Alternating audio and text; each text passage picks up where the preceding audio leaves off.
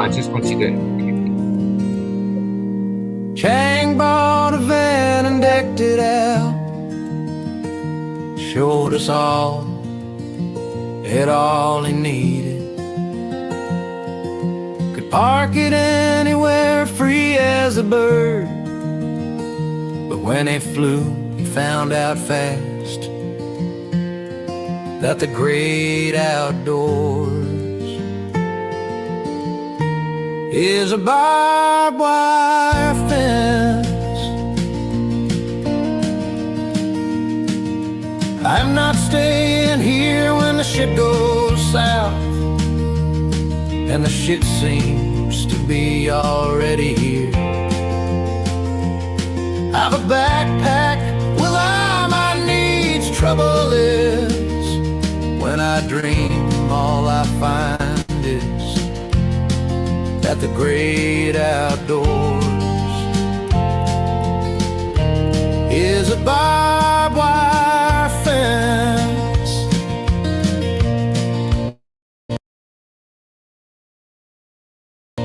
I'm sure my grandfather left freedom here, unless my eyes were open when I was born. But this world has left me blind. Is that right, Mother? Am I blind? I'm sure I smelled freedom once in the backwood forests of your eyes. How you said, hide with me, or how else will we ever live free? There's an exodus heading out of town. Their faces are up, but their eyes are down. There's a sun that seems to be shining upside down, and around and around, upside down, and around and around, upside down, and around and around, until we reach the outskirts of town, where we find time and time again that the great outdoors is a barbed wire fence.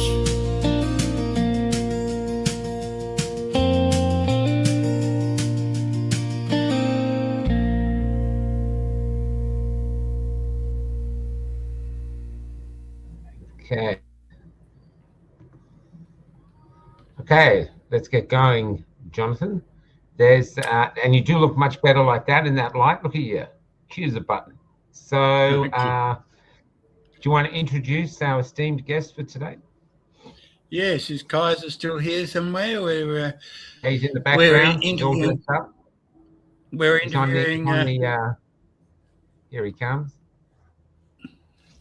Welcome to the cafe, Keysar. Thank you. Pleasure. So our guest today is Keysar Trad. He's been at various times Australia's most famous Muslim. Basically, he was a spokesman for the Lakemba Mosque in Western Sydney for many years, and saw his way through many a controversy in Sydney back in the day. He was the spokesperson for Sheikh Taj Hilaly, if I've pronounced that right. He later became the Mufti of Australia, so he was one of Australia's most outspoken Muslims, and Keysar Trad was the one that fronted the media constantly, and that's how I got to meet him through the days at the Sydney Morning Herald and then at the Australian, and he was always great to deal with. He fronted the media through controversies, including the riots at Cronulla and the media-generated furore over comments by the Sheikh on modesty, comparing scantily clad women to uncovered meat. The comments weren't actually that much different to what a conservative Christian pastor might have said, but the media beat that one into life. I was right in the middle of the people who were actually beating it into life, so I could vouch for the backstory. Keysar has served multiple terms as the president of the Lebanese Muslim Association and was the founder and president of the Australian Federation of Islamic Councils. He's just written an article for the Australasian Muslim Times describing Australia's new hate speech laws as a great betrayal. And of course, there are a few more disgusting sights in Australian public life than watching Australian politicians exploit the grief of others for their own political ends, which of course is exactly what we've seen. Now, Keysar, I think it would come as a surprise to a lot of Australians that the Muslim community is so hostile to these hate speech laws. Can you give us the background as to why that is the case? I'm not sure if it is a surprise to a lot of Australians. Maybe those who don't know what's been happening around the world. I think what we've been seeing out of Gaza and some other parts of the world, people are now aware, and I think many Australians are completely sickened by the level of atrocities and the fact that a genocide is happening, and we have a government that is almost completely blind to it, both government and opposition. And we really have the major parties completely kowtowing to a certain very powerful lobby. You're probably better off not mentioning it at the moment. You can mention who they are if you want. I mean, the extent of the power that they wield over our senior politicians is seen in how the leader of the opposition risked everything, knowing that she would fracture the coalition, knowing that she could well lose her leadership. They applied this, as I put in my article, they applied the thumbscrews on her, and she immediately capitulated. And that level of power should not be held by any lobby in Australia. Australian politicians should be acting in the interests of Australia, and I think many people in the general public are fully aware of that. Of course, there will be some who are on the fringes, those people who've threatened mosques, who've harassed Muslim, especially people who are visibly Muslim, like Muslim women who wear the scarf. And these people are people who are easily led by the media that streams into pubs and places where people leave their brains at the door and just get drunk. So those particular individuals may well be brainwashed by media rhetoric, but and dog whistling. But the general population, I think, are aware. And the Harbour Bridge, the protests on the Harbour Bridge that saw so many people braving the rain and winds and police misdirections on that day. To have that many people there on that type of day, in that type of weather, shows that the vast majority of Australians are far more astute than people want to give them credit for. And I think that these particular laws, if nothing is done to repeal them or amend them or make them more fair and balanced, then I think the major parties will be severely punished at the next election. Well, of course, we've already seen the opposition breaking apart. Oh, sorry, Michael, off you go. But we've already seen the political fallout. My God.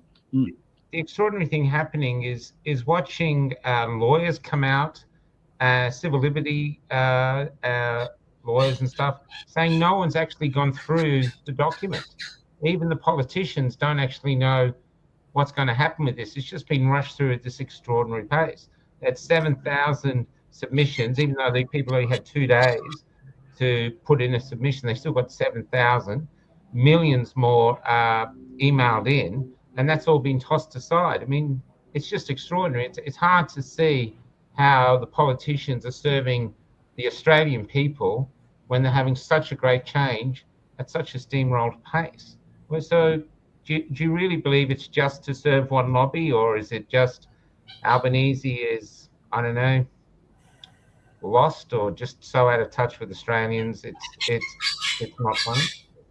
Well, that's a very, very fair comment, and you're right. And I did mention something about this in my article.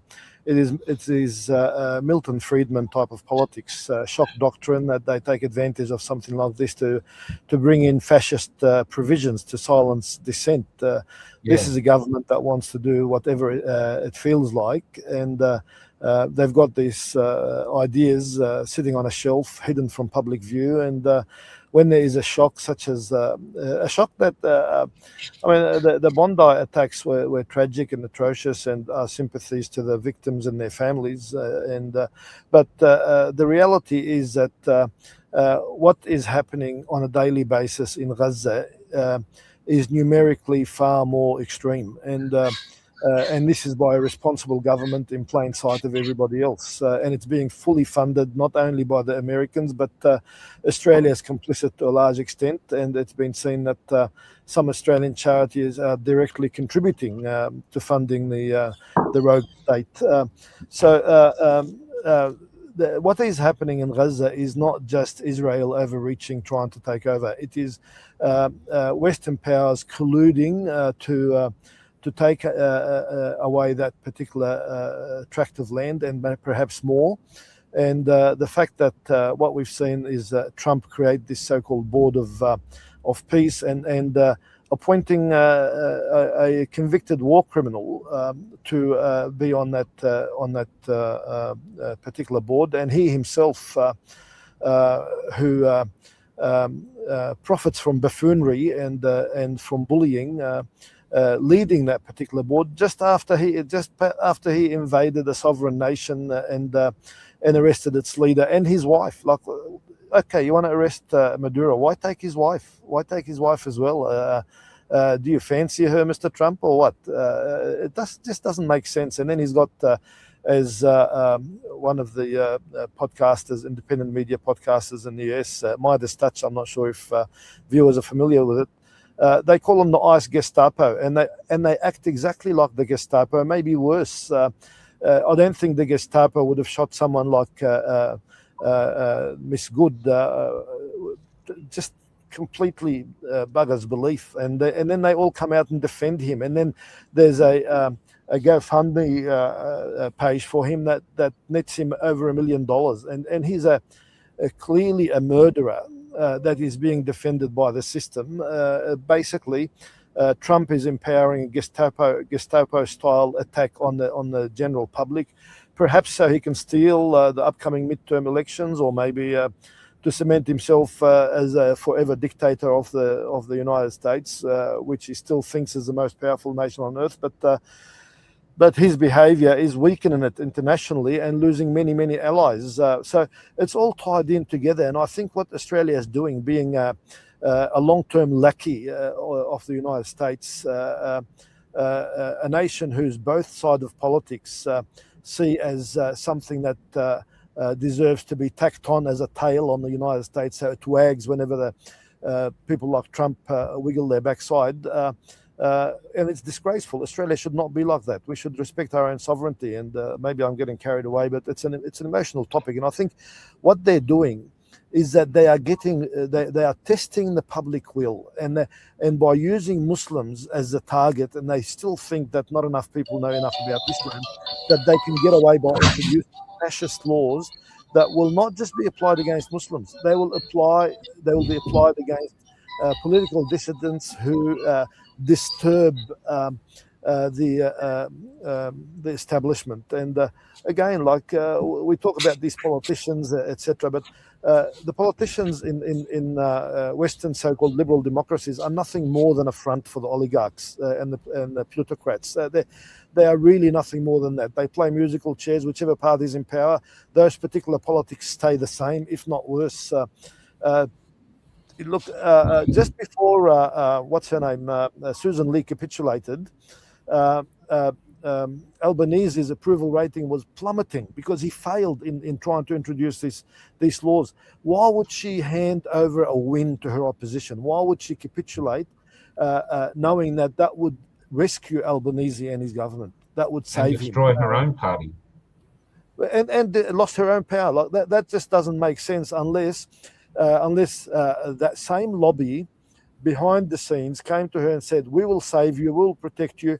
We need the oligarchs need this, and you're going to have a little bit of drama for a few days, and then after that, we're going to pick you up and make you into a heroine." I mean, Andrew Hastie and Angus Taylor are sitting in the background thinking that this is the time to take over from her. So I'm sure that those lobbies will be talking to them and saying, "No, it's not your time. She just delivered.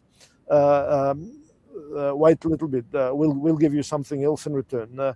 Or maybe they'll sell her out. Like anything is possible in politics. Nothing is guaranteed. And those oligarchs will want the most subservient tool to use, and they'll give them a bit of limelight when they want it. But in the end, if you walk with the oligarchs, you will become a tool for them and nothing else.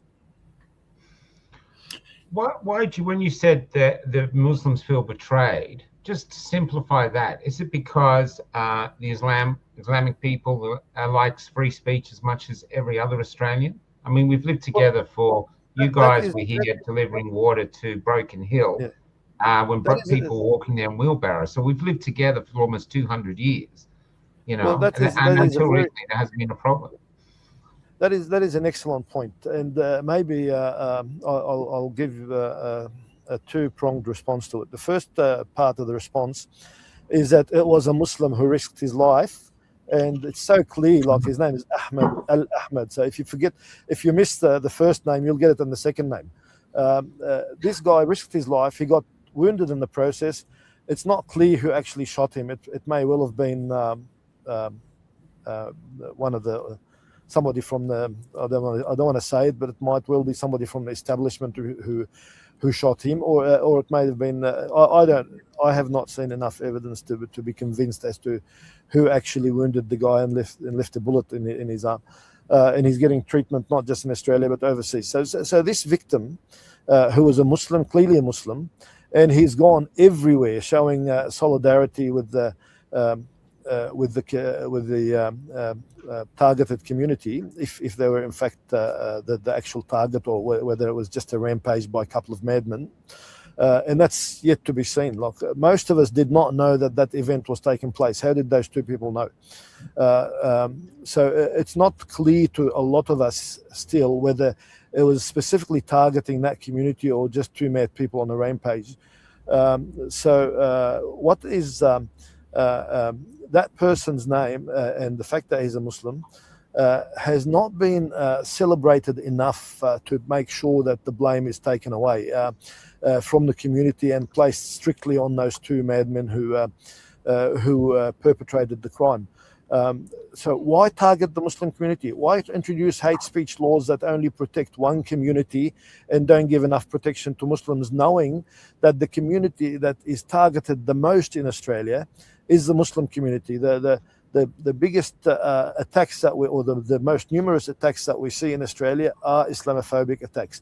The second most marginalised community in Australia after the Indigenous community is the Muslim community, and it has been for decades. And unfortunately, these laws will mean that this community will be marginalised and harassed and attacked without protection. The iconic Lakemba Mosque, just this week after these laws were passed, received threats as well, and not just the Lakemba mosque, other mosques. So why we betrayed? We worked so hard. We became divided as a community to back people that we believed in, that we believed would be fair and unbiased. People like Tony Burke and Jason Clare and a few others where we have the numbers to make a difference in the electorate. There are several people in key positions in the Australian government, in very senior positions, that we protected against the advice of our own youth. Our own youth started movements like Muslim Votes Matter and the Muslim Vote and Community Voice and things like that. And there were and some wanted to support the Greens, and And we said, okay, well, maybe not. Let's. These people are our friends. Let's protect these people. And who introduces these laws and admits that this is purely for the protection of the Zionists? Tony Burke. Tony Burke, the man that we have effectively been, and sorry if this sounds a bit crude, we've been effectively nursing him for the ever since he won his position, and protecting him and defending him and carrying him on our shoulders. That is indeed a betrayal when he stands up and says he wants to protect one community that does nothing for him other than threaten him. And ignore the community that's been carrying him on its shoulders and treating him like pampered, better than our most pampered children. So that is indeed a betrayal. Anthony Albanese, again, even in his own electorate, there's a lot of people from the Muslim community who have supported him and worked with him, and for him to do a backflip from somebody who used to go to Palestinian protests and stand up for the rights of Palestinians to somebody who is a blind supporter of the genocidal entity, knowing that they're committing a genocide, and then to say to us, "Oh, look, I've recognized the state of Palestine now under pressure." Well, stand up for your conscience. No job is worth it. No job is worth having blood on your hands, innocent blood on your hands. No job is worth you standing there alongside the genocidal regime and now welcoming their genocide-enabling president into Australia. So this is not something that will be. That's not something that will be forgotten soon by the community. And when many of us stood with the Labor at the last election, we were worried what the Liberals would do. Now, if we get clever enough leaders in the community, they will organise meetings with the Liberal leadership, and they will say, "Look, we will come with you, provided you show us that you're going to be fair to us." Many of us are already supporting the Greens, and many more will go to the Greens, and they will say, "Look, we're concerned about one aspect of your policies. Give Muslims exemptions from that particular aspect, and we'll be with you," and they will do a lot better. I don't know what Labor can do between now and the next election to undo the damage that they have done. This is an own goal, and they are seen throughout the community as traitors, and people are attacking the Muslim leaders. Muslims are attacking the Muslim leaders who defended Labor before the last election. They're saying, "Look, we told you so. These are the people you defended. You criticised us for them. And look how badly they've betrayed us." And now we're not even allowed to, if we talk about the genocide that is happening in Palestine, which continues to happen, then there's a slip up, we risk going to prison for 12 years. And are they going to build more prisons to accommodate more people who are not going to shut up? People who are going to say, "No, we're going to test this oppressive law, and we refuse for Australia to be pushed into a fascist state." So we've always had the concern that the draconian measures which were originally introduced by John Howard under the guise of counter-terrorism, and now these measures are part of the same process, and the eventual outcome is to suppress free speech and to transform a liberal democracy such as ours into something that is far more controlled by the people who think that they know better. And unfortunately, liberal democracies have been the systems that are bought and sold with money. The more money you pay, the more inroads you get into the decision making, and the more you're able to influence those decisions. They've made a mockery of democracy, and now they've made it into something that is unworkable. We've reached a stage of democracy where oligarchs and lobbies are in control, and we need to win it back for the sake of all citizens. Maybe we're transitioning back into a penal colony. Sorry, John. How is it possible that an Islamic preacher can be sent to jail for 12 years, or any preacher? I mean, it's just, how is that religious freedom? Australia used to pride itself on religious freedom. I just, Well, what you would know, they have to say? there are verses.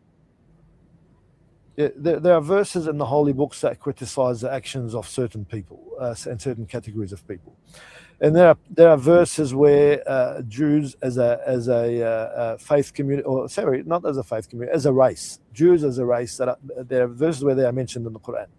And if you look at the origin of the term Jew and Jewish in the Arabic language, the Arabic word is Yahud, and other places, those who went through the process of the way the Quran says, Ladina Hadu, those who became Yahud. Now, that particular term literally means those who are penitent, those who are repentant, those who had done something wrong and then went back to God and asked for forgiveness. So when you mention these verses in the Quran where God is criticizing their actions, they're saying reading the verse by itself is not is exempt, but an interpretation of the verse that might be seen as attacking that particular group or vilifying that particular group or criticizing that particular group can land you in prison, and watch out. So basically they're effectively saying you're allowed to read the verse, but you're not allowed to explain it to your community. And verses of this nature, if you don't explain them to the community, then people will have a wrong interpretation and it becomes counterproductive. Every verse needs to be explained freely, whether it's the Quran or the Bible, Old Testament, New Testament. I mean, look at the verses in the Old Testament that say go into the Amalek and kill their women and children and their men and even their donkeys. If you don't give a proper explanation to that, then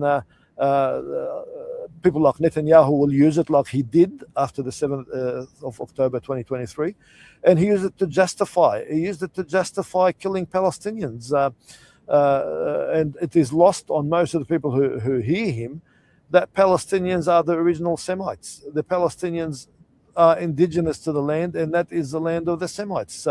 And when I say Palestinians, I include Palestinian Christians, Palestinian Jews, Palestinian Muslims, all Palestinians. We've been, generally the public has been misled with this word anti-Semitism, and now religious speakers, whether it's an imam in a mosque or other religious speakers, under a grave threat with these draconian fascist laws. And I say something. You mentioned at the start that I used to work with Sheikh Hilaly, and unfortunately at the moment we don't have a leader like Sheikh Hilaly. If Sheikh Hilaly had still been alive and in Australia, he would have mobilized the Muslim community, and people would have gone into the streets and would have he would have been able to stop the passage of such horrific laws. And actually they may not have even been daring enough to propose them in this format if someone like him was still with us.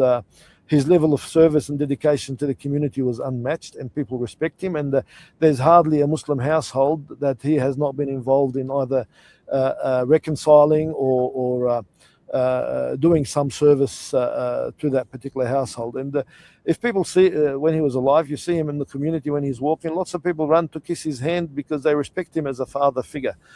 We don't have anyone like him at the moment. Not myself. Neither do we. Who can whole country. Level of support. No, the whole country, to be honest, doesn't have a leader worth looking at as far as I'm concerned. But I don't know if you noticed, but on social media, the night of the Bondi shooting and the next day, I thought it was going to be a maelstrom of hate going back and forth. But on my feeds, and we reach quite a lot of people, all I saw was Christians, Jews, Muslims, Australians calling for peace, saying this is not us. They wanted peace. So we've got a government now who's coercing us into division, into hating each other. They are intent on getting us to hate each other. The MSN seems to be doing the same. So as a leader of the Muslim community, what do you think is an alternative route we can take as Australians to make sure the hatreds from the old countries are not established here? Because once they're established, they're hard to remove. And that we start a new country that actually celebrates respect for each other's different beliefs, and looks forward to a future where our children live in peace together and respect? Look, that is an excellent question, and nothing can lead us to that more than being just in what we say and being just in the way we implement the laws. When people see a just society, they will put up with a lot of things, believing in the system. But when the system fails you and you stop believing in the system, that is when you react in ways that are not always correct. For people en masse to believe in the system and believe that the system is there for everybody, well, the system has to prove that it is there for everybody and that it will protect everybody in the same way. Look at the way courts treat us at different times. There are times when they are relatively fair, and there are times when they're completely unfair, where they victimize Muslims, treat us like sometimes they look at us as people who are inherently bad, but we're not. We're not inherently bad. We are the same as everybody else. We might have some bad apples, but the vast majority of Muslims are law-abiding citizens who contribute to society in every conceivable way. And just to look at how much Muslims are contributing to the Australian GDP, the last estimates or last lot of statistics that I've seen were about $15 billion a year. Now, we're not the oligarchs of Australian society. We don't run the big corporations, and we don't own the big corporations. But bear in mind that we have so many tradespeople and people in lower level managements. We have some small companies. Just by that alone, we're contributing so much to Australia's GDP. And as more of our children are born here, raised here, educated here, they are demanding more. They're saying, well, we are Australian. We've known no other country to call home, and we want to be treated the same as everybody else. We want consistency in the law, and we want the same opportunities.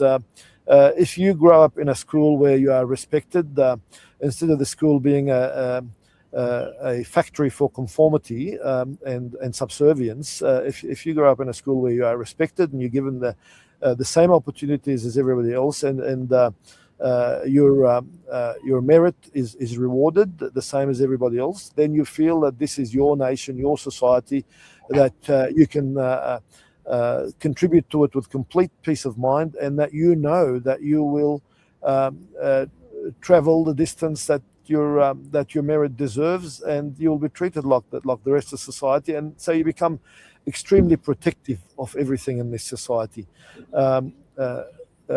We work very hard that even with all the marginalization that we face, and the biases that we face, and the denial of opportunities that we face, we work very hard to say to people persevere. I gave a sermon yesterday at one of the mosques in Sydney, and I said, look, the reformers.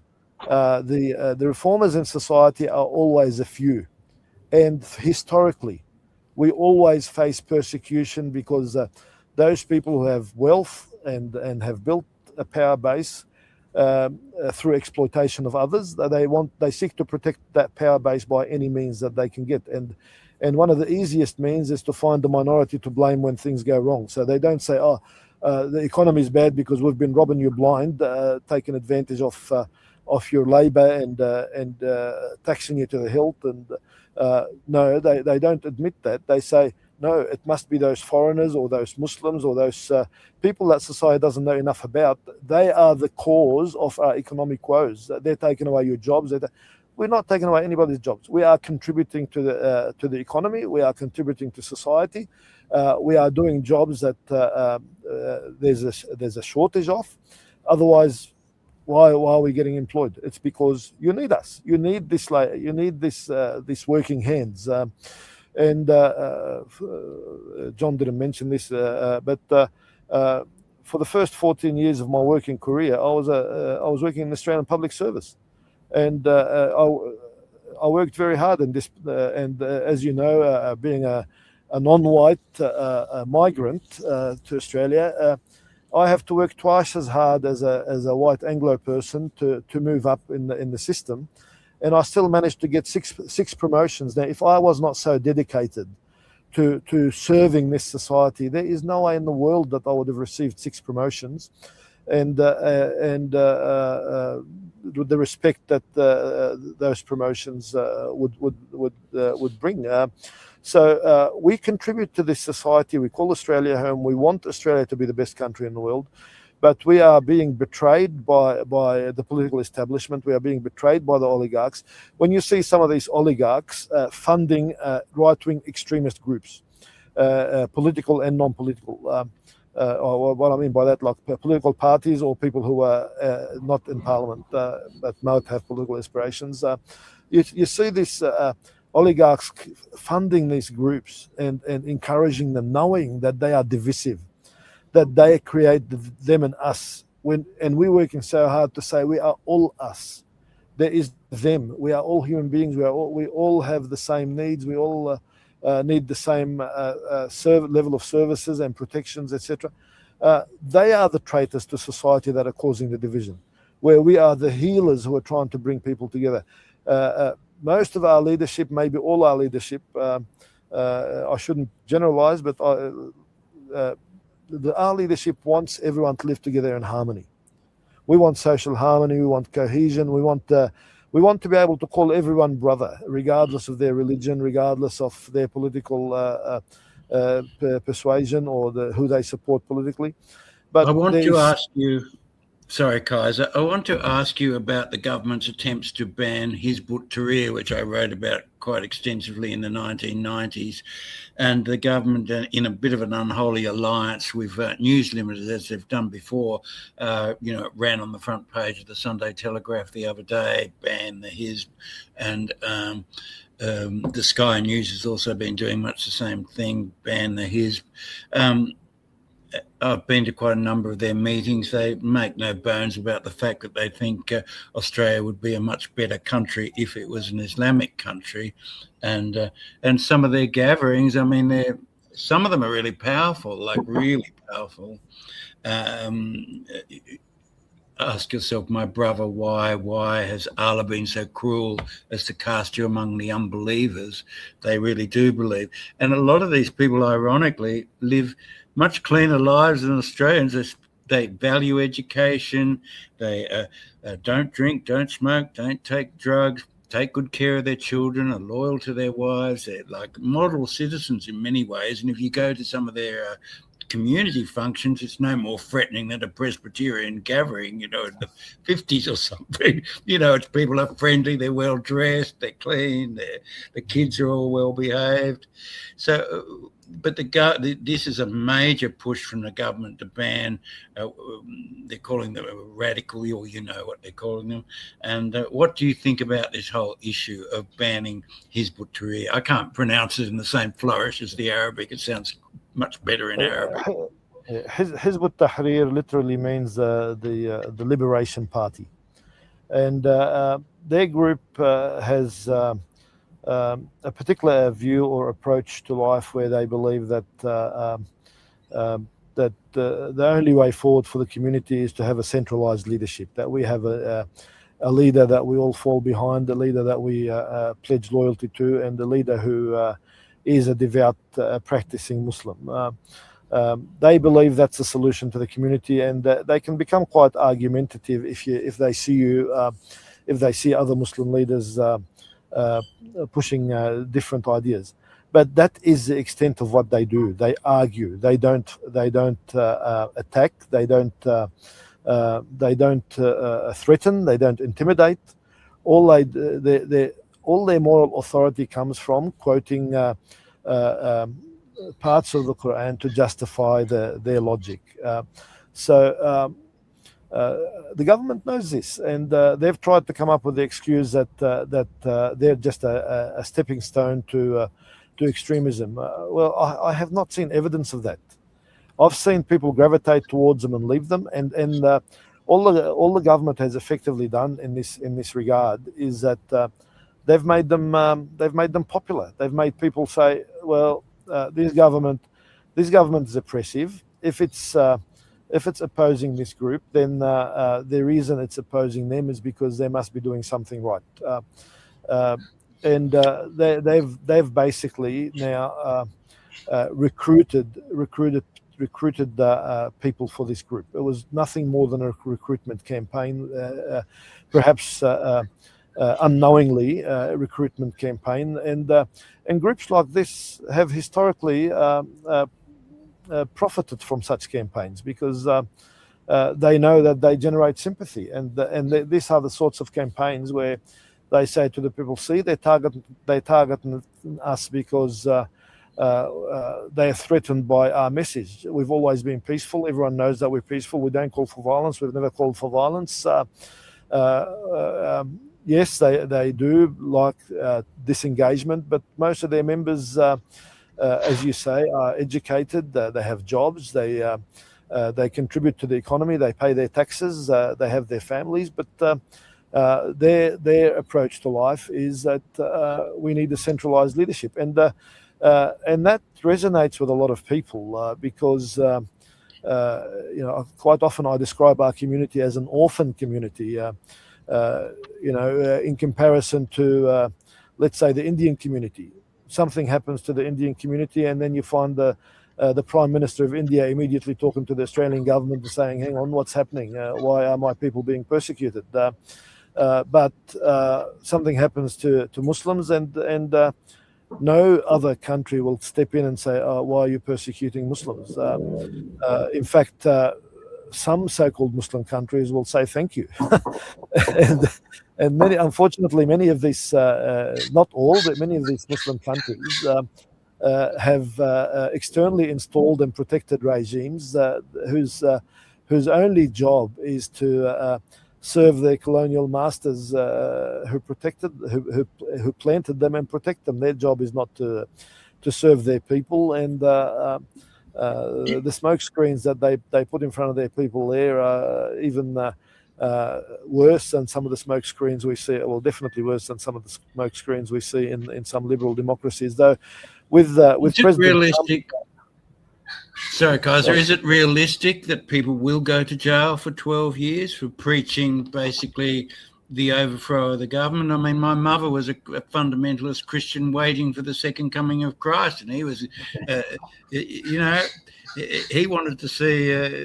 she and her church were basically waiting for the overthrow of the Australian government, and Christ was going to come and save people and sentence everyone else to hell or whatever the story was. So it in many ways doesn't seem more extreme than what my dear old mum, who was, a great figure in her church and wouldn't hurt a fly, doesn't seem any more extreme in many ways than what she believed, that Christ would return, that Allah would return. What do you think? Well, that is exactly the point. That is absolutely the point. That if they have an idea in their head and they're not really doing anything about it, they're just sitting back and they talk to people. All they do is they promote their idea with words, not with violence, and they're not calling for violence. I have not heard them at any point in any speech call for violence. So when that is the case, what is the government doing? And I think what the government it's not just the government, Keysar. It's also in collusion with News Limited. I mean, during that whole definitely. There's no doubt. There's no question. I don't dispute at all that they are in collusion with the Limited, as some people say. Their news is Limited. It's a perfectly matching name to. Of course, they're in collusion. The News Limited puts a lot of pressure on the government. Probably the fear that the government has of News Limited is now exaggerated. They don't have the same power that they used to before the rise of social media. But government is afraid of them. They're definitely afraid of every aspect of the Murdoch media. And but what does the Murdoch press have to gain from this? I mean, during the whole Islamic State business in Iraq. You might remember they were badging during the Abbott era, the suicide. They badged all their pages.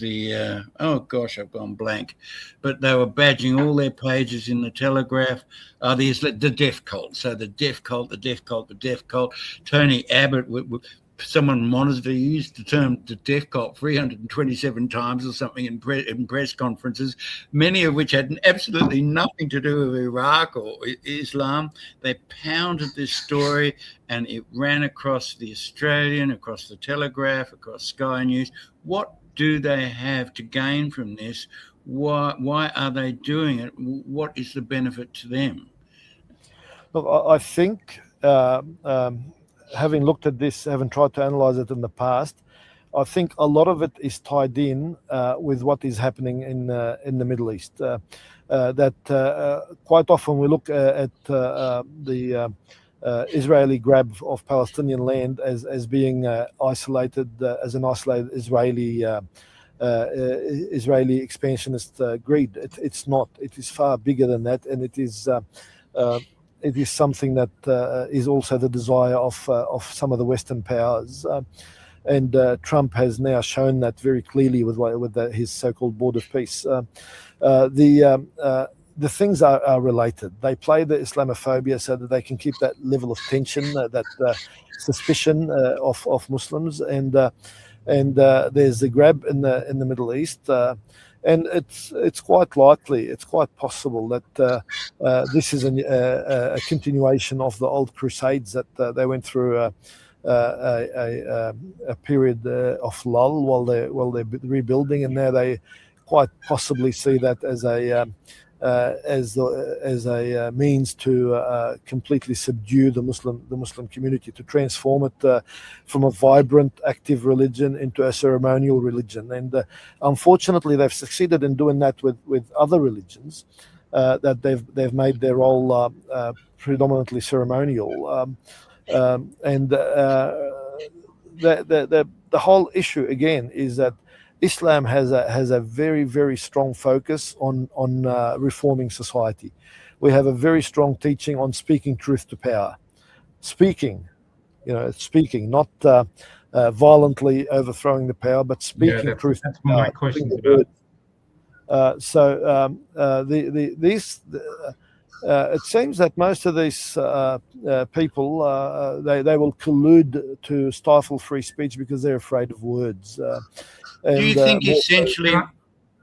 Sorry, I'll just ask one question. Yeah. Yeah, you go. I'm just want to. So, do you think in Australia, Keysar, they've over-egged the custard, basically, the same as after the Charlie Kirk murder and the what's going on in Gaza, which anyone can access on their phones and see thousands of children being killed in the most horrific, and fathers carrying their dead children. So anyone under 30, basically, in America no longer backs Israel, and you've seen a massive change in the public debate about this. Do you think the same thing is going on here, that it's been exposed as owning and manipulating the mainstream media and attempting to own and manipulate the public narrative against? There's no doubt that a lot of people are seeing this, and a lot of credit to the Australian public. There's so many activists in Australia. I mean, look at the Block the Doc group in mostly active in Victoria, who are braving all sorts of draconian powers to stop the transport of goods to the rogue state. There's many Australian leftist groups that are standing up, and many in the Muslim community are standing up, and it's good that we can form a broad coalition of different Australian groups to stand up, to speak up, to get the message out. And we are facing a lobby that is far better funded, and that has far better and stronger political protections. You've got a premier who was willing to project the Israeli flag on the Opera House, but We have a Muslim brother who's being prosecuted in court for projecting on the ground an anti-genocide message. These complete double standards that we have in Australia are empowered by the media, and they're part of the global, I would say, US, European, maybe as I see, the final crusade or whatever it is. They are all linked together, and most of us believe that we are beyond the crusade. We should move beyond it. We should not look at them and us. We should look at just us, no matter where you are in the world, where Muslims have pretty much integrated it in every nation on earth. We are people who are trying to uplift those nations, whether it's Australia by contributing to the economy, or whether it's America or the UK. And we're happy to be in the political establishment. We're happy to be in business. We're happy to be in the trades and in the medical profession. And as you saw in Bondi, we want to save lives. We want to save lives in many different ways. Lives. Sorry, Michael, you were going to ask. What were you going to ask? It's about the vagary. So these are vague hate speech laws. Everyone's saying they're so vague, and which will mean that the ordinary Australians, no matter what religion they follow, are going to default to silence. But silence is the oven of hate. So fighting back against these laws, one peaceful way to fight back is with the weapon the gods gave us, no matter what God you follow, and that's our voice. And could you conceive of say Muslim leaders, Jewish leaders, Somalian leaders, Australian leaders, Christian leaders actually defying the government and coming together and having rigorous free speech debates? Because that's the only way to really stave off the hate. And do you think that is possible in our current environment? And if so, how would we go about it? No, that's a very good point. And before the laws were passed, there was a report in the media where Archbishop Anthony Fisher was asking the government not to pass these laws in their current form, but to wait. And that was something to be respected and celebrated. And Archbishop Fisher is to be congratulated for taking that stand. But the government completely ignored him. And I'm all for a unity of faith leadership to take a stand on these matters. And let's say, and I don't think this will happen, although I've attended iftar dinners hosted by Archbishop Fisher in the past, and I can tell you that despite some controversies, he is a very, very, very smart man. The speeches that he's given and the way he gels different ideas together, very, very intelligent, intellectual. And I remember before he gave his speech at the last iftar that I attended, it wasn't last year, it was a couple of years back. I came and spoke to him about something beforehand. He said, if you like, I'll end that in the, I'll include that in my speech. And I was impressed that it was not part of his speech, but he added it, and he added it so brilliantly. And he's clearly a very capable person who can make a difference. Now, I use that introduction to say, despite his capacity and his intellectual ability, I doubt very much that he would say something that would fall foul of these laws. And if he was to say it, I know for certain that there is no way that they would prosecute him, because the damage that would come from that would be just too great. And imagine a Labor Party prosecuting the head of the Catholic Church.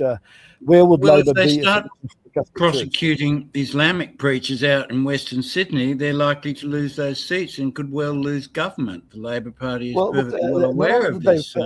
Not only did they take that young Muslim preacher to court, I found out yesterday that one of the Islamic prayer halls, one of the very big Muslim organizations in Sydney, that on a Friday they will easily get 2,000 to 3,000 people into the congregation.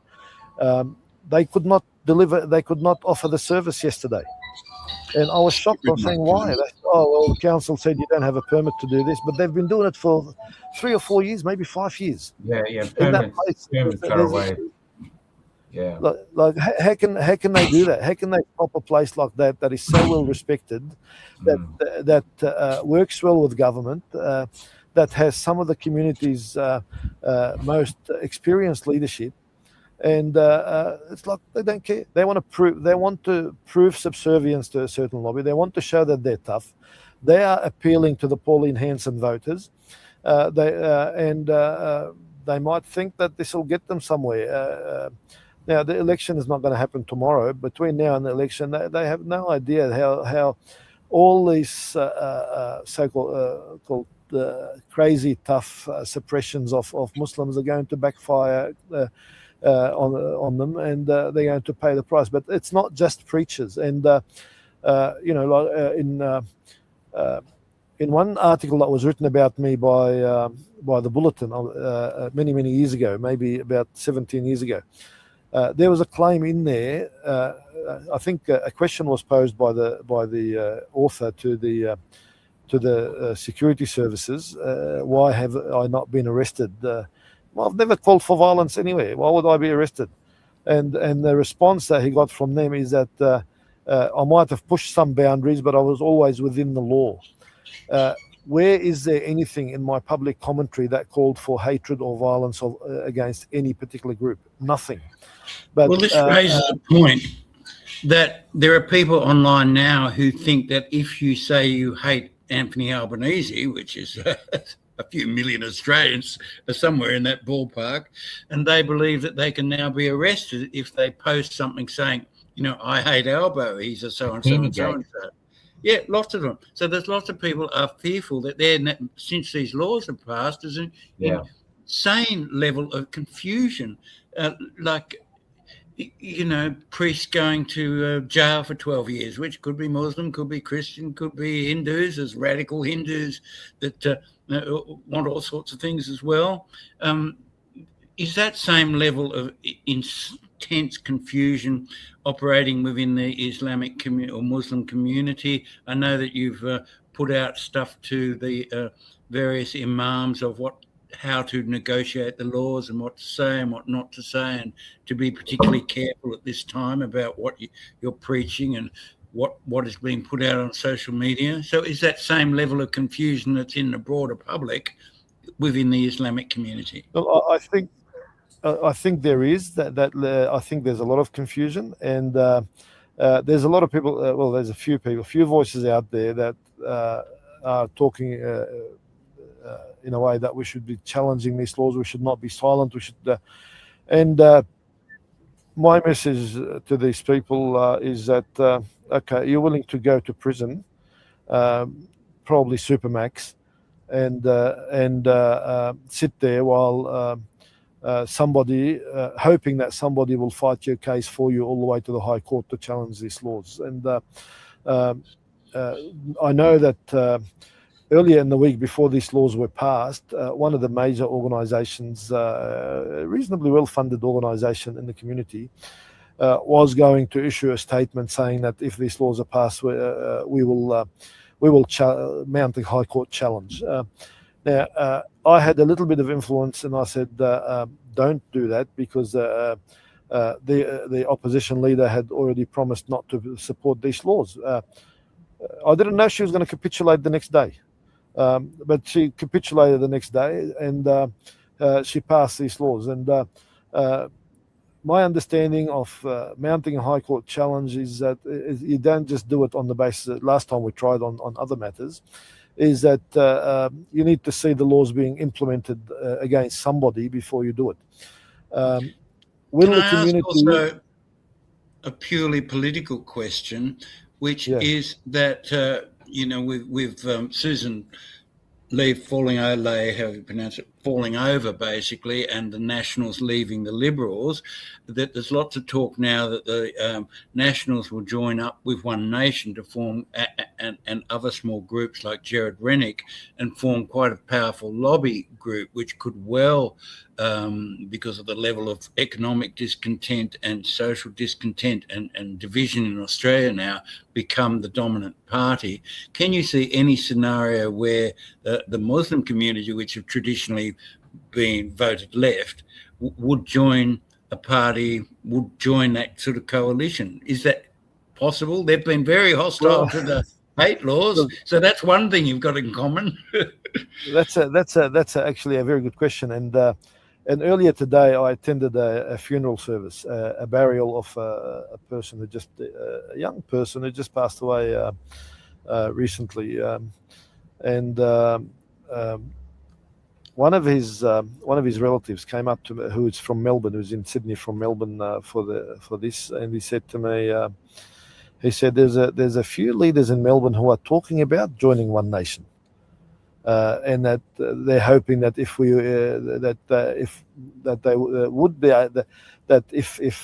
Pauline Hanson would stop targeting Muslims, that they would join her, that they see a real alternative in her party. And I said to him, but she's appealing to a certain section of society that don't know enough about Muslims, so she's creating the hatred and attacking the group that she created the hatred for, and it's going to be very hard to change her views on this. But they're seriously looking stories at, on Pauline. they're seriously to a lot of and don't forget Barnaby Joyce. Community meetings, sorry, guys. And she was very popular with migrants and immigrants. So that was a surprising thing about Pauline, was that she was very, she's a chameleon. She's a political chameleon. She will change to suit whatever's going to get her the votes and the money. Unfortunately, that's politics, isn't it? I mean, let's be honest. That because all we're talking about politics. I'm almost 60 years old. I've never known a politician I could trust my entire life. I mean, worldwide. They all turn out to be scams, and they all just want to stay in power in the end. And they're all corruptible. Power corrupts, absolute. I mean, to me, I wish we had a small government that emptied our bins, fixed the road, and stayed the hell out of our lives. If you talk to anyone from an oppressive regime like Poland under the USSR, I remember asking one woman, how could you define freedom in a T-shirt? And she said simply, leave me the fuck alone. That's freedom. And we were camping, we came across, I live on the road, Keysar, in this bus, doing stories wherever I can. We came to a weir with a beautiful park area next to it, just remote, nothing there. And we went and parked the bus, we took some shots, and then the police were there. You can't be here. This is government land, he's going. I said, I am the government. The government works for me, but I am the government. I pay taxes. So why can't I be here? And he's going, you could get injured, and if you get injured, who are you going to sue? And I said, you can't live like that, brother. You can't pussyfoot through life hoping to arrive at death safely. If I get injured, it's my frigging problem. But he couldn't do it. He just said, you live in a society, you've got to follow the rules. And I asked him, well, the rules are changing with hate speech laws now. You're going to be arresting grandmothers in their home because they put an anti-Muslim or anti-Jewish post up? Is that what you're going to do now that you follow the rules? So it was all respectable. And this is what I was saying. We didn't get aggressive and was listening, but this is where we are now. There's no debate. There's no talk. Everything is seen as offensive to shut you down.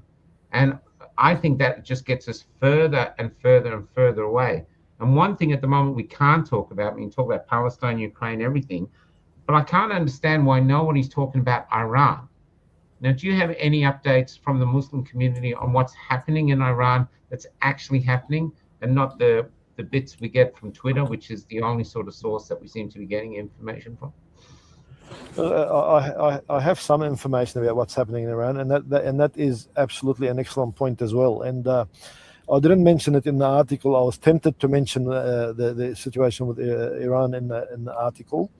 But I left it alone for a number of important reasons that relate to the different dynamics within the Muslim community in Australia. But I'll just pull up the message. I'll just pull it up and read it to you. It's a message that I received today from one of the Iranian groups that I'm friends with. Official statement of Iran's Supreme National Security Council regarding number of deaths. Apparently, the official death toll in Iran after the latest, and they call it U.S. Israeli, instead of I spelling Israel with an I, they put intentionally Israeli hybrid war. 2,427 security forces and civilians have been killed, and 690 Israeli-backed terrorists. Iranian security forces say that an enemy command room of 10 intel agencies targeted Iran after a 12-day war. So the Iranians are looking at this as Israeli intelligence services, along with the US, creating all these problems over there. I don't know if they'll go on a full-out war, but this is a prelude to some high-level negotiations with Iran. What they expect to get out of Iran, in the long term, we know that the US talks about war a lot, but that's a prelude to negotiations. And if they get what they want, then they won't go to war. But they'll keep playing this like American wrestling. It's all hype and showmanship, and after the match they go to the same pub and drink together. So this is at the moment that's the negotiation between Israel, the US, and Iran. That they showed them what they can do. A lot of people have been killed. They showed them how they can turn public opinion against them. And I have visited Tehran for 2 conferences in the last 3 years. I was going to be invited to a conference this year, but then they're not inside Iran this time, but in a third country. But then they reduced the number of speakers, and they were going to cancel that conference up to the last minute. They were so scared of what is happening, but it ended up going ahead. They made the choice to continue, and what it is about uniting in the face of US and Israeli aggression, and leave them alone. It's a country that's been under sanctions for a long time, and it's a country that if it wasn't for Iran, there is no way in the world, there is no way that America would have been able to subdue Iraq so quickly. But the spiritual, the Ayatollahs, the spiritual leadership for the Shia community in those days when America invaded Iraq in 2003, they issued a religious edict to their followers not to interfere. And in return, America empowered them to run the country, and they've so. If it wasn't for that, there is no way. If they remained united, there is no way that America would have been able to overturn the regime, to bring in to get rid of Saddam Hussein. Saddam Hussein, during his time, Iraq had the highest level of education of any country, not just in the region, but throughout the world. They had a very high level of education. A lot of people, and he used to give a lot of education scholarships to people from many different countries. Yes, it was a suppressive regime. Yes, it was. It had very many similarities to some of the Arab dictatorships, but one of the main difference is that they had security, and the administration was spending lavishly on its own people and on people in the region. Look, we're running out of time, Keysar. So I wondered if we could just come back to the hate laws for a minute, and if you could sum up across the various groups and in the Islamic community, just what has been the response to Anthony Albanese jamming these laws through Parliament? How do you think it will impact on the community, and what do you think will be the long-term consequences of what many people see as an act of bastardry, and you're describing as a great betrayal, or the greatest betrayal of the Muslim community that you've seen? Could I just have one more question after that, and then I'll finish on that? But please proceed.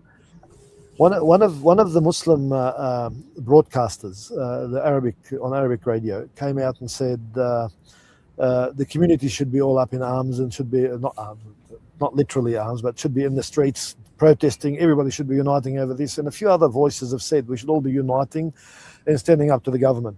Then somebody said to him, "This is the Tony Burke that you backed at the last election. You fought very hard and refused to allow people to speak against him." And he said, "Oh, I still support Tony Burke," he said. "He's the best that we can get, but we should be marching in the streets protesting these laws." But nobody is saying go out there and challenge them by speaking your mind. There's a genuine fear that they would close down places of worship that might challenge these laws. There's a school principal who had posted anti-Zionist comments on his one of his platforms, and the department has sent an explain to the school. I won't say the word please, because there's no please explain. It's just explain yourself. And it's highly likely that if they don't dismiss him, that they will lose their funding, because they threatened them with funding. Why? Because the guy criticised Zionism, and it's not. And the Zionist lobby has been trying to equate Zionism with Judaism, and we've been trying to say Zionism is a political movement, whereas Judaism is supposed to be a race/religion. But the fact that the government or government instrumentalities have gone to persecute people for criticising Zionism, and they've gone to different places of worship and closed them down on minor excuses. Not just one, more than one place, including places that are popular and powerful. Like the organisation I was talking about before is a very powerful organisation. So it's fair to say that there is fear, confusion and concern within the Muslim community about these hate laws. Exactly. And I think once people get their head around them, properly get their head around them, there will most likely be a major challenge to these laws. And imagine the egg this government will have on its face if this challenge succeeds. If this it's 144-page bill and 300 and something explanatory notes. 500, Nobody's read it. Nobody's read it all, and no one's able to read it to actually understand what it means. It's just despite all these pages, despite all these pages, it's still vague on what's hate speech. It's still very vague in general terms. On purpose, I think. Yes, nobody quite knows. I mean, when you're not sure what it is. Like if you lived with an oppressive father and you didn't know what was going to make him angry, but you knew something would, you'd hide. You'd do nothing. You'd shut up. You'd stay silent. This is not just an oppressive father. This seems like a drunk oppressive father who has a huge gambling debt, owes a lot of money to the lobby, and the lobby puts the thumb screws whenever they feel like it, and that's what they've done. And has no idea what happens when he gets home. Can I just say, moving forward now, because John over here is a journalist, but I'm not a journalist. I'm a playwright. I just capture stories. And one thing I know is that, first off, I just want to make this clear while we've got you here. Don't you think it's strange that these Nazi boys turned up out of nowhere, all with their uniforms? They basically wedding crashed major. I think the first time we saw them was when that woman Polly from England was here defending women, and suddenly there's the trans community there attacking her, and then suddenly there's the Nazis walking between them, and the police are just letting them walk, and they're doing their signals, their hand signals, changing the light bulbs, and we've lost mate. Keysar, have we? Here he comes. But Just suddenly, something suddenly these boys I've are clicked on the wrong everywhere. button. I'm back with you. Look, Just to finish, people should not be surprised that these things happen. can I just finish what I was saying, Keysar? Because Yeah, I'm just saying, you were talking about how point of those view. Nazis And turned then up. suddenly, like the leader just happens to come across the premier doing a live in a park, and they just happen to pass.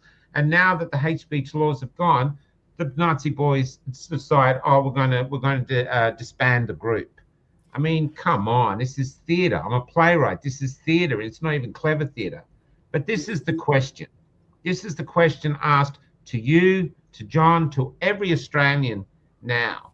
Now, a lot of us immigrants come from countries where the hate is endemic. It will probably never be cured. Let's be honest. There's too many sons being killed, too many daughters. They just can't get past it. But Australia doesn't have that here yet.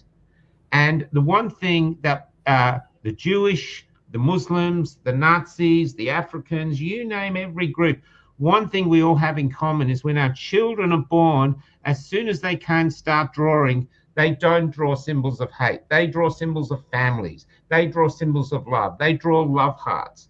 And then they have to be taught to hate. Don't you think right here and right now, we have the ability to tell the government who wants us to hate, because silence is the womb of hate, or the oven of hate. So they want us to hate. So right now, our way to stand up to them is not by getting aggressive back, is not by acting like they want us to act, but it's actually to come together and say, look, we want to live in peace, because a peaceful community where hate is shunned is the gift that we want to give to the next generation. And because if Australia can do that with all our different races together, then Australia can be a beacon of hope for humanity, for the rest of the world. And we are being gifted this great responsibility now via these hate speech laws and this pathetic prime minister who doesn't like being AI put into a bikini gate. Yeah, no, that is an excellent point, and I think there's something that it's probably worth sharing with your viewers, is that the Department of Home Affairs, and this is something that used to be done by Multicultural Affairs, but within the Department of Home Affairs, there's a community liaison unit, and that talks to pretty much all the groups out there. They have somebody who's responsible for all the different groups, and I have no doubt that they would have somebody who would have talked to those neo-Nazis, right-wing extremists, somebody who maintains contact, and that's part of the government's intelligence gathering, and they would have said to them things along the line that, look, you guys do the right thing, do the wise thing, and okay, they disbanded, but they didn't just disband. They disbanded, and then they announced that they would be forming a political party. So they're still there, and they're still going to be politically active. What is the level of government collusion with these types of groups? I don't know. In other countries, there is clear collusion. We saw that in some of the dictatorships that fell, where in the Middle East, where it became very clear that a certain criminal element was empowered and supported to keep certain levels of tensions in those societies. In one country, they were referred to as Baltajiyya, and notwithstanding what the technical literary translation of that term, there were a group of thugs who terrorized society, criminals. In another country, they were called Shabiha. Again, notwithstanding what the literal translation is, there was still a group of people who terrorized society. And what we saw when the regimes were threatened, these were the first tools of the regime that became very clear that they were tools protective of that regime. Yes, justifications. We're out of time, Keysar. I'm sorry that we've just run out of time. So it's we just close. I just have a 1 or 2 sentence sort of closing observation. I'm just amazed at how divisive and how confusing and how poorly drafted and how, basically amazingly divisive these hate speech laws have been, and jamming through the Parliament in the way they have has created needless hysteria and concern and fear amongst the population, which looks like a deliberate attempt to silence conversation and dissent, which is a positive. We can all agree to disagree on all sorts of things. So do you have any final words, inshallah, or would you like to give us all a blessing of some kind? Yeah, man. Look, my heart is always blessing you guys. Without somebody raising awareness, we would all end up being sheepishly led by some of those closed-minded, very selective media outlets.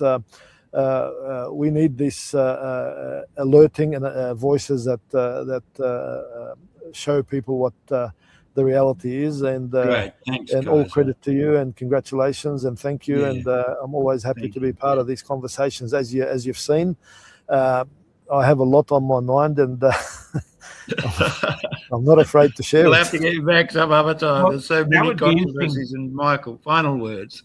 That would be interesting, because as podcasters, we're not bound by whoever governs MSN, and they're owned. We're doing an interview tonight with a CEO who was vaccine injured, and he's been incapacitated for 5 years. And he was going to do an interview with a major newspaper, but the reporter got hold of me and said, their editor said, no, we're not doing this. We're not doing any vaccine injured stories. We don't care. And so they've handed it to me, and we're going to talk about it at depth.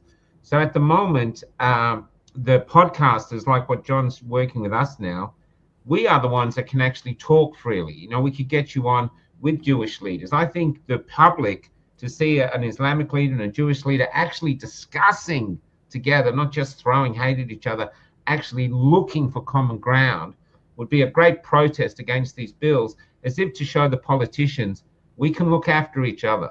We can sort out each other's problems, because we all have one goal, and that's to live in peace with each other. The good majority of us. We're out of time. Yeah, happy to do it. Happy to do it. Look, I've reached out to Jewish speakers before. I've done a number of podcasts with Professor Peter Slezak, which I shared on my Facebook, but I don't do too many events where I host them myself. But happy to engage. We're out of time. So to the listeners, we're out of time, and that's that. Great Next to meet you, week at Kaiser. 10 a.m. God on bless you, Sunday and for this bless series, you we all. have Colin Lilly on. He's the husband of Jacinta Price, Jacinta Namatjira Price, and he's got a new documentary out about Australia, which looks fascinating, and he's a well-known musician in his own right, and he may well become Australia's first man. If Jacinta makes it Prime Minister, we shall see what happens. But thank you so much, Keysar Trad. Thank you. My pleasure. All right, take care. You've enjoyed the lucky Keysar country. Thank you. See you soon, guys. See you Thanks, later. John. See you. Oh, and I will play this tomorrow morning at 10 o'clock. When I met Jesus Christ, he was almost 10 years old. And he was helping his mother push a trolley full of all they owned. And because they couldn't find an inn they could get in, they were heading to the city and leaving Bethlehem. Couldn't you perform a miracle? I'm out of him, he said. I tried turning nothing into warmth, but it just made my mother cry. It just made my mother cry. Mary Magdalene has become a man, and tonight he's old, and she has been riding my tram. Now it's late and she